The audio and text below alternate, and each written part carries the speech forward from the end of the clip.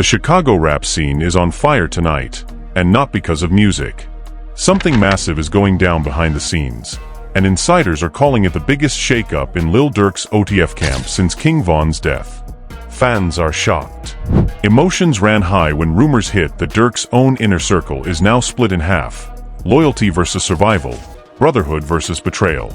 Sources close to OTF claim late-night calls turned into screaming matches, and some members even stopped showing up to studio sessions. "It's like family turned into strangers overnight," one producer said. But the real bomb?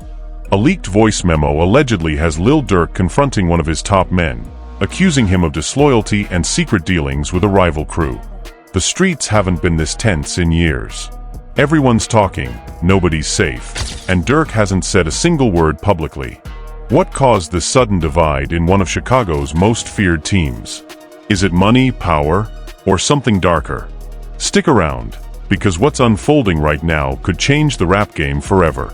The story opens on a cloudy Chicago night: gray skies, heavy energy, and whispers spreading faster than the rain. Everyone in the streets feels it. Something's off inside OTF. For years, Lil Durk's camp has moved like a family, tight, loyal, and unstoppable. But lately, it's been cold glances, missed calls, and studio sessions turning silent. In the OTF mansion studio, the red light glows. Durk sits in front of the mic, hoodie up, eyes low. He's recording a verse that sounds nothing like the usual flex. It's pain, it's anger, it's confession. "You can't trust nobody, not even your blood," he mutters between takes. His engineer, D-Lo, looks nervous. He's seen that look before, the same expression Durk had when the news of King Von's death first hit. Outside the booth, phones buzz non-stop. Screens light up with gossip blogs dropping cryptic headlines. OTF splitting? Members missing from Durk's recent show. Fans flood comment sections. Durk need to clean house FR. What happened to loyalty? OTF falling apart. Durk ignores it until his phone rings again. It's Buka 600. "Yo bro, we need to talk," Buka says, voice tense. Durk exhales. "If it's about that rumor, I ain't trying to hear it." "Nah, this ain't rumor. Somebody from our camp leaked your unreleased verse. The one with that line about snakes in the grass." Silence. Durk looks around the room. Only 3 people had that file: his engineer, his manager, and one of his closest friends, Memo 600. "Send me the link," Durk says quietly. Within seconds, he's scrolling through a fan page reposting the leak. The verse plays through tinny speakers, his pain, his message, out in the world before he was ready. The caption reads, "Durk sends shots at his own team?" He slams the phone down. "I'd bet." By morning, the entire city's talking. Bloggers dissect every lyric, YouTube channels go live, Twitter threads multiply. Some say Memo 600 is the mole. Others blame outsiders jealous of OTF's rise. But the truth? Nobody knows, not even Durk yet. A week later, OTF's group chat goes dead silent. Studio invites get ignored. Fans notice that Lil Zay, usually front row at Durk's shows, hasn't been seen with him in months. The vibe is weird, even the promoters feel it. One of them tweets, "OTF energy don't feel right lately." Durk's manager, Chino, tries to keep business running. "Bro, you gotta address it," he tells Durk during a late-night call. Durk shakes his head. "Address what? Family business ain't for the internet."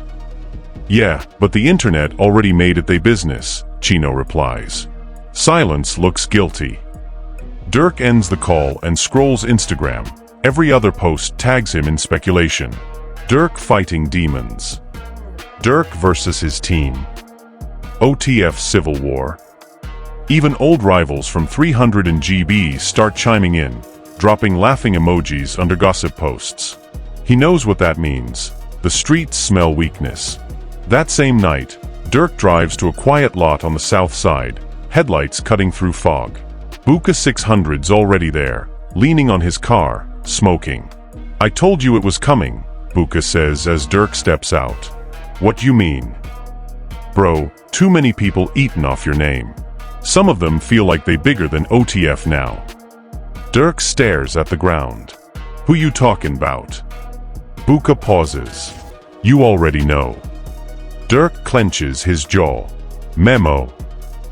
Buka nods slowly. He been talking. Saying you forgot where you came from. That you only look out for yourself now. And somebody close, been feeding blogs info. Durk laughs, but it's not humor, it's disbelief. Same man I fed, same man I put in videos, now saying I switched up? Buka shrugs. That's how it go when money get big and love gets small. A few days later, another storm hits. A new blog post drops, leaked texts between Lil Durk and Memo 600. Tension explodes over loyalty. The screenshots look real, too real. One shows Durk saying, "Don't bite the hand that fed you." Another shows Memo replying, "I made my own plate." Fans go wild. Hashtags trend again. Hashtag OTF drama. Hashtag Durk versus Memo. Candidly, Cassie posts a 10-minute breakdown calling it the most public rap family fallout since 50 Cent and G-Unit. Inside OTF, things spiral. Some members side with Memo, others stay loyal to Durk. The house that once felt like family now feels like a ticking bomb. Chino walks into the studio and finds Durk pacing. "Bro, this ain't gonna die down unless you talk," Chino insists. Durk's eyes burn. "Talk about what?" "About how I put everyone on. About how I turned nothing into something and they still hate." Chino stays quiet. Durk continues, voice low but shaking. "You know what hurts most? It ain't the leak. It's knowing I can't even trust people I call brothers." The next morning, Buka gets a text from a mutual friend. Memo been recording a diss track. Buka can't believe it. He plays the snippet that's been sent to him. Memo's voice rapping over a haunting drill beat. "Ain't no loyalty when fame hit your phone. Bro turned CEO, now he think he grown." Within hours, snippets hit TikTok. Fans tag Durk relentlessly. OTF beef confirmed. Durk gotta respond. Durk stays silent. But behind closed doors, his circle is shrinking fast. In a quiet moment, he calls his mom. "Ma, I don't get it," he says softly. "I gave him everything." She sighs, voice warm but weary. "Son, you can't fix hearts that break for money. You just keep doing right. God see you." Her words hit deep, but they don't erase the pain. Because while Durk's holding back his side, Memo's side keeps feeding the fire, posting cryptic captions, going live on Instagram, throwing subs. A few nights later, Durk finally breaks. He goes live on Instagram. Tens of thousands tune in instantly. He sits quiet for 10 seconds, letting the comments flood. Then he speaks. "A lot been said. I ain't gonna name no names. But if loyalty means something to you, keep it real when I'm not in the room." Fans spam the chat. He talking about Memo. This finna get ugly. Durk ends the live abruptly. No names, no explanations. But the silence after his words feels louder than the music ever could. That's when things take a darker turn. Screenshots start circulating. DMs between anonymous accounts claiming to have proof of inside setups, street debts, and betrayal. Whether real or fake, the drama's out of control now. Bloggers feast on it. Say Cheese TV uploads the inside story of OTF's divide. Comment sections explode. Durk too loyal for these dudes. Nah, he changed after Vaughn. OTF turning into G-Unit 2.0. Amid all the chaos, one truth lies buried: the ghost of King Vaughn. Ever since Vaughn's death, OTF hasn't been the same. He was the glue, the balance between street loyalty and music business. Without him, egos filled the void. Durk replays old footage on his phone, him and Vaughn laughing in the studio. "You gone but still here, twin," he whispers. Suddenly, he remembers a verse Vaughn once wrote, "When the love fade, they turn enemy." It hits him. Maybe the divide started the day Vaughn left. That night, Durk writes a verse, venting everything. "Brothers in my mentions, trying to see me fall, ain't no family left when the money call." He doesn't release it, not yet. It's too raw, Too close to truth. Just when Durk thinks things can't get worse, someone leaks a clip from a private event. Durk performing, and Memo standing off to the side looking cold. Not clapping, not smiling. The clip goes viral with captions like "Durk performs, Memo plots." TMZ picks it up. So does every rap blog in America. The divide isn't rumor anymore, it's public war. Durk's phone lights up again. "Bro, BET wanna know if you're gonna talk about the Memo situation during your next interview," Chino says. Durk laughs bitterly. "Interview? Man, I'm living one." He hangs up, eyes dark, voice low. "If they want drama, I'll give him truth." The night after Durk's tense live stream, Chicago couldn't sleep. The streets were whispering like ghosts in the wind. The blogs went into overdrive, headlines flashing across timelines. Lil Durk breaks his silence. OTF civil war confirmed. Every reaction was explosive. Fans flooded Twitter, TikTok, and Reddit. Some defended him, saying, "Durk been carrying OTF on his back." Others clapped back, "Nah, he forgot who was with him day one." It was chaos, the kind that spreads faster than truth ever could. Meanwhile, inside OTF's camp, the atmosphere felt like a funeral. The brotherhood that once built an empire was now hanging by a thread. Studio sessions were getting cancelled. The group chat was dead. And those who dared to speak up got left on scene. Durk hadn't slept. He sat in the dark, eyes glued to his phone, scrolling through blogs that painted him like a villain in his own story. The sun barely touched the blinds when Chino walked in, holding a coffee. "Bro, we gotta fix this before it gets too deep," Chino said quietly. Durk didn't look up. Too late for that. They already made me the bad guy. Chino sighed. "You still got love out there, Durk. You just gotta show him what's real." Durk finally met his eyes. "What's real? Real don't trend, bro, fake do." Those words hung heavy, because he was right. Truth didn't go viral anymore. A few hours later, Buka 600 pulled up, his car screeching in the driveway. He stormed inside, waving his phone. "Bro, you seen this?" Durk took the phone. A new video was circulating. It showed Memo 600 sitting in a studio, surrounded by unfamiliar faces. The caption, "Memo breaks silence on OTF beef," tells all. In the clip, Memo looked straight into the camera and said, "I got love for Durk, but loyalty go both ways. You can't call somebody family and then act like they disposable. I ain't dissing, I'm defending myself." The video ended with him smirking, leaning back in the chair. The internet ate it up. Fans started choosing sides. Some tagged Memo's clip with snake emojis aimed at Durk. Others flooded Durk's page with heart emojis. It wasn't just a fallout anymore, it was a war for perception. Durk paced the floor, headphones in hand. "I ain't even respond and he out here doing interviews," he muttered. "He really using my name for clicks." Buka nodded. "You know how it go, bro, internet love drama more than music." Durk stopped pacing. "Then I'll give him music with drama." He stepped into the booth. The beat dropped, dark, heavy, almost cinematic. He started rapping, low and venomous. "They say loyalty forever, but they switched mid-season, smilin' in your face. Behind your back they breathin'. Built this from the ground, now they claim they the reason." The room went silent when he finished. Even Buka looked stunned. "That's it," Buka whispered. "That's your statement." Durk nodded. "We drop it tonight." The track hit YouTube like a bomb. Lil Durk, "Loyalty Ain't Cheap," freestyle.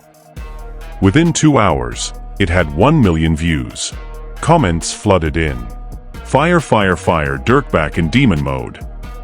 Damn, he really talking about Memo. This track feel personal." The algorithm went crazy. Blogs dissected every lyric. Reaction channels uploaded breakdowns within minutes. But not everyone was impressed. Memo fired back on his IG story with a single caption, "If the shoe fit, wear it." Fans went insane. Even DJ academics jumped in, posting a poll, "Who you riding with, Durk or Memo?" The poll had 200K votes in an hour. Durk, 58%. Memo, 42%.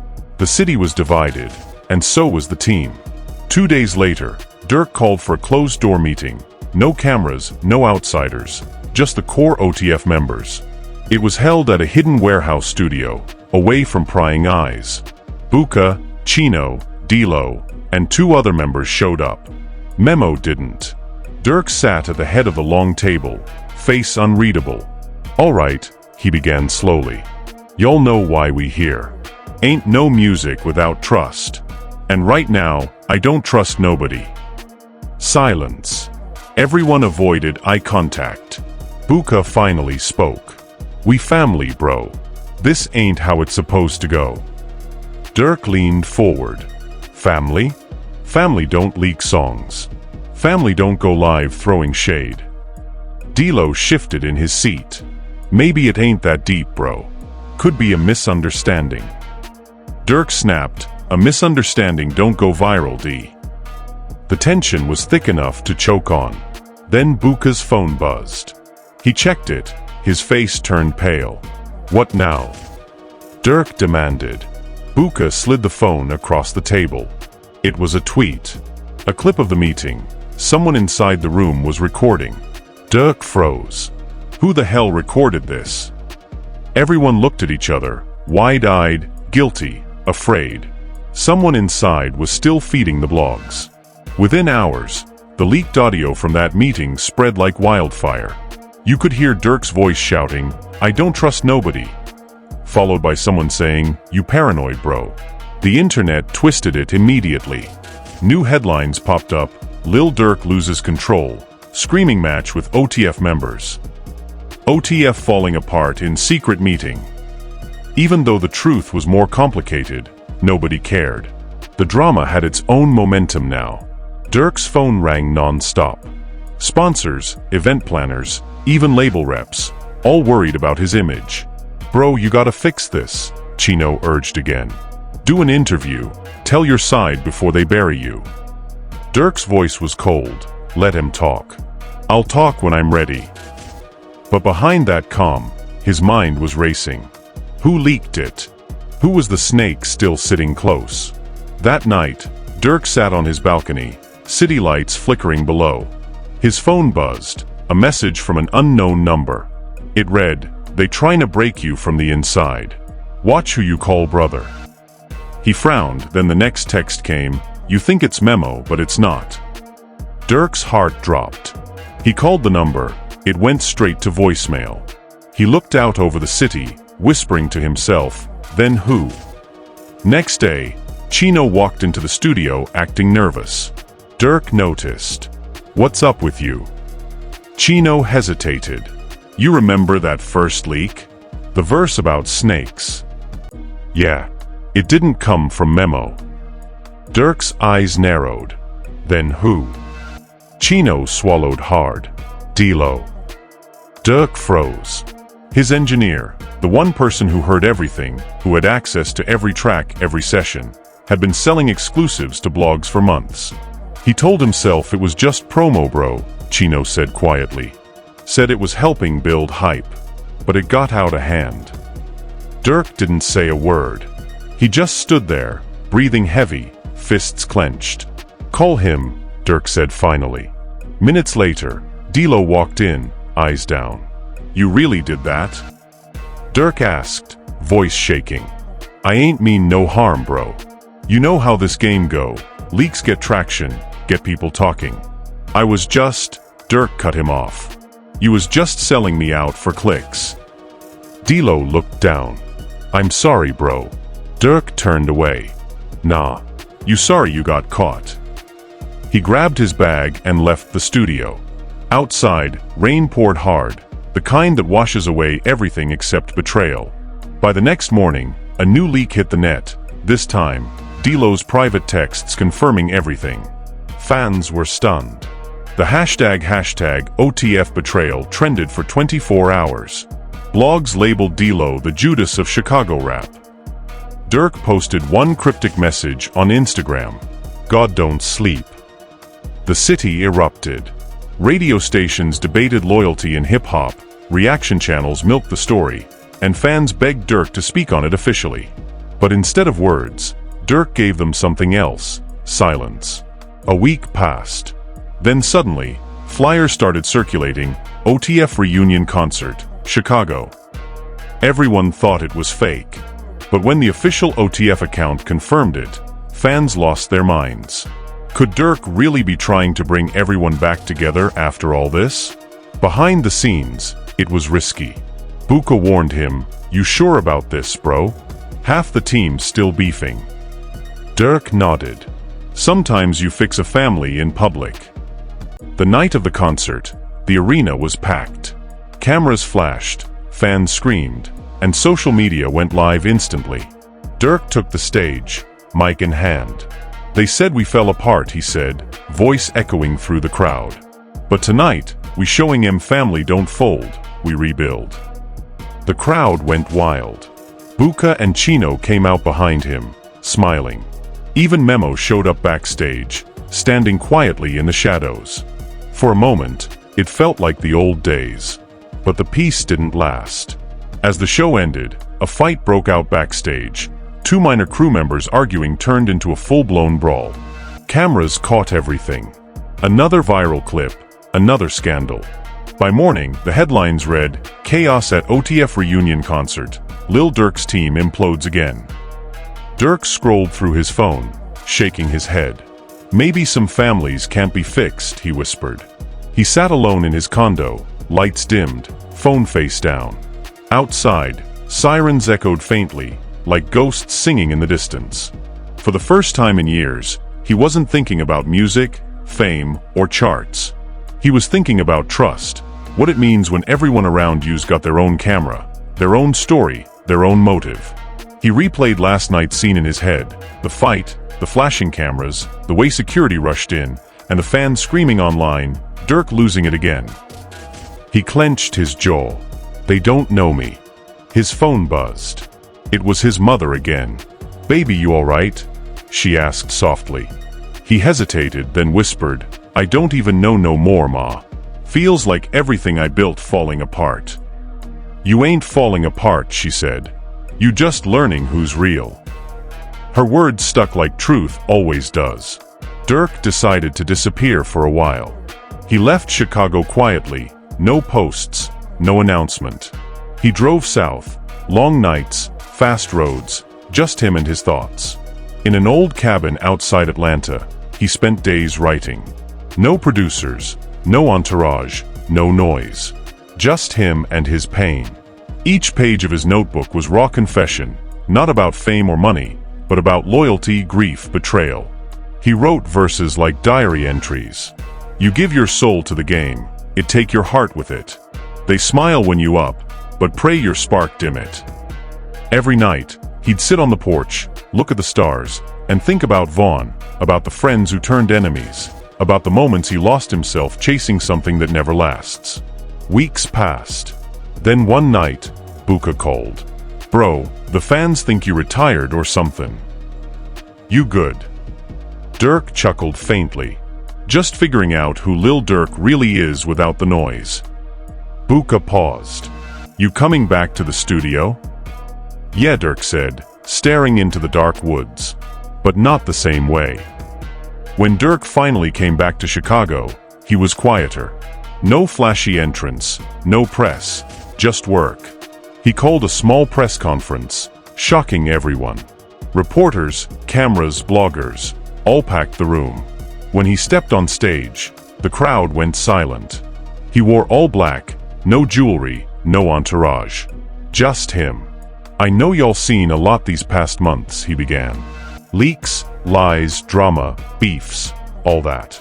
But sometimes God gotta break things apart before he rebuilds them right." He paused, eyes scanning the crowd. "People I called brothers crossed me. People I thought hated me prayed for me. But I ain't here to point fingers, I'm here to tell my truth." He took a breath. "OTF ain't dead. It's just reborn. The snake's gone, the fake gone. What's left is real." The room erupted in flashes and applause. The clip hit the internet within minutes. captioned Lil Durk addresses OTF drama, rebuilds from the ground up. Fans flooded the comments, "Goat energy, fire, fire, fire, realest thing he ever said." He finally at peace. Durk's new project dropped 2 weeks later, The Divide, Rebirth. It wasn't just music, it was therapy. The beats were darker, the lyrics deeper. Each track told a story of betrayal and rebirth. The first song opened with a sample of Vaughn's voice saying, "Keep it real, twin." Fans cried, critics praised it, and overnight the album shot to the top of the charts. But for Durk, numbers didn't matter anymore. He wasn't chasing validation, he was chasing peace. He reconnected with Buka, patched things up with Chino, and even had a quiet sit-down with Memo. They didn't hug. They didn't cry. They just looked at each other for a long moment, two men who'd been through hell and made it out alive. Memo broke the silence. "Ain't no beef no more, bro. Just lessons." Durk nodded. "Ain't no love lost, just boundaries." That was the closure both needed, even if they'd never admit it. Months passed. Chicago started healing too. Fans saw Durk performing again, smiling again, laughing again. The energy was different, calmer, wiser. But one night, during a sold-out show, he paused mid-performance, looking out at the crowd. He said into the mic, "If you ever lost somebody or felt betrayed by someone you love, remember this. Pain don't mean you weak. It mean you still got a heart." The crowd roared. Some fans cried. Others threw their hands up, screaming his name. For the first time in years, he wasn't performing, he was connecting. When the lights dimmed and the crowd's echo faded, Durk smiled to himself and whispered, "We back." The camera zooms in on his face, tired but at peace. Narrator's voice fades in. After the storm comes clarity. After betrayal comes truth.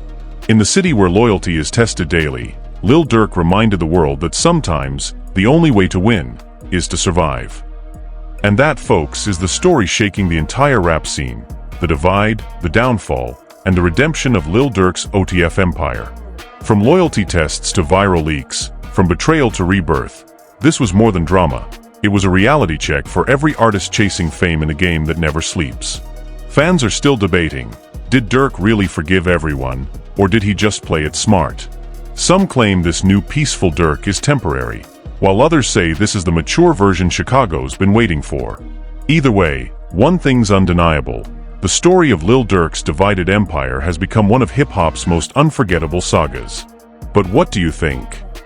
Do you believe the OTF family is truly back together, or is this calm just the eye of another storm?